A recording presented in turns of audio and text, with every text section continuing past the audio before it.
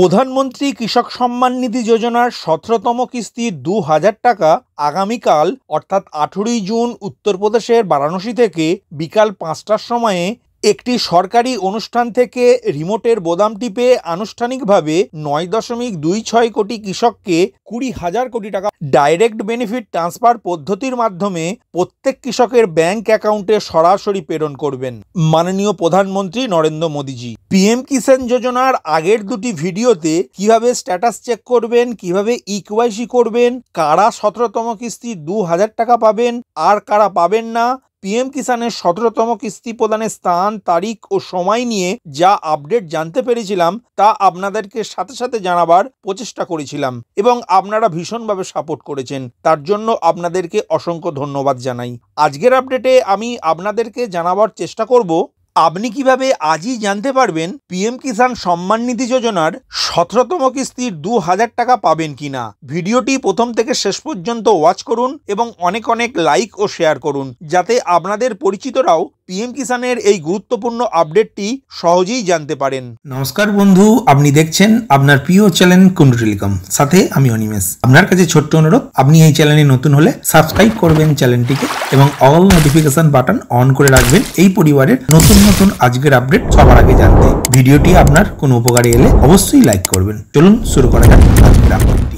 আপনারা প্রত্যেকেই জানেন বর্তমানে রাজ্য সরকার ও কেন্দ্রীয় সরকার তাদের চালু থাকা বিভিন্ন আর্থিক প্রকল্পের টাকা সরাসরি উপভোক্তাদের ব্যাংক অ্যাকাউন্টে ডিবিটি অর্থাৎ ডাইরেক্ট বেনিফিট ট্রান্সফার পদ্ধতির মাধ্যমে প্রেরণ করে থাকে।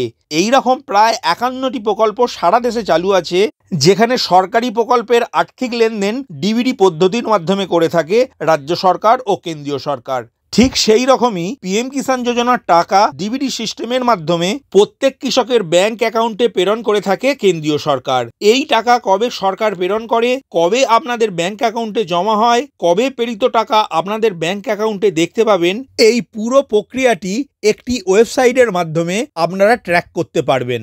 এর জন্য আপনার কাছে থাকা মোবাইল, ল্যাপটপ বা কম্পিউটারের যে কোনো একটি ব্রাউজার ওপেন করে গুগলের সার্চ বাটনে pfms.nic.in এই কথাটি লিখে সার্চ করলেই ভারত সরকারের মিনিস্ট্রি অফ ফাইন্যান্সের কন্ট্রোলার জেনারেল অফ অ্যাকাউন্টসের অন্তর্গত পাবলিক ফিনান্স ম্যানেজমেন্ট সিস্টেম অর্থাৎ পিএফএমএস এর অফিসিয়াল ওয়েবসাইটটি ওপেন হবে।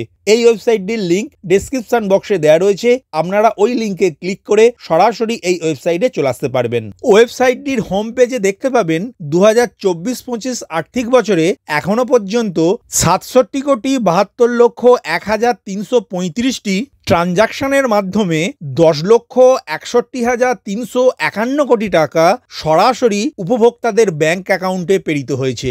এখন কোনো উপভোক্তার ডিবিটি স্ট্যাটাস চেক করার জন্য হোম পেজের পেমেন্ট স্ট্যাটাস ট্যাবে ক্লিক করবেন। ক্লিক করার সাথে সাথে ৬টি অপশান দেখতে পাবেন।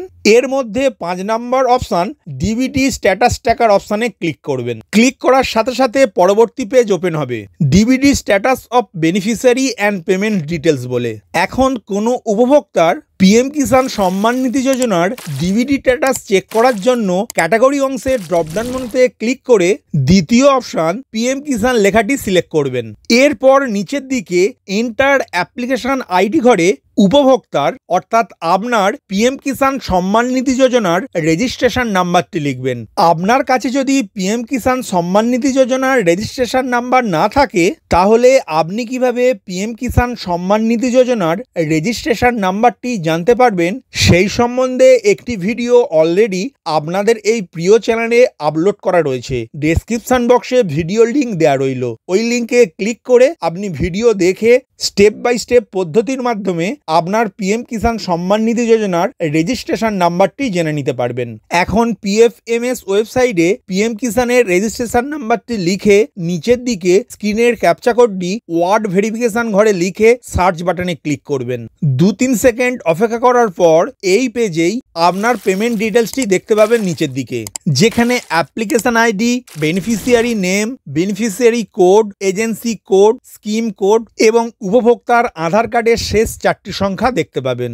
এখানে কোনো অ্যাকাউন্ট নাম্বার, ব্যাংক নেম বা আইএফএসসি কোড দেখতে পাবেন না, কেননা ডিবিটি পদ্ধতিতে আপনার আধার কার্ডটি যে ব্যাংকের সঙ্গে শেষবারের মতো যুক্ত হয়েছে সেই ব্যাংকেই এই টাকা প্রেরণ হয়। এখানে টাকার পরিমাণ রয়েছে 2000 টাকা।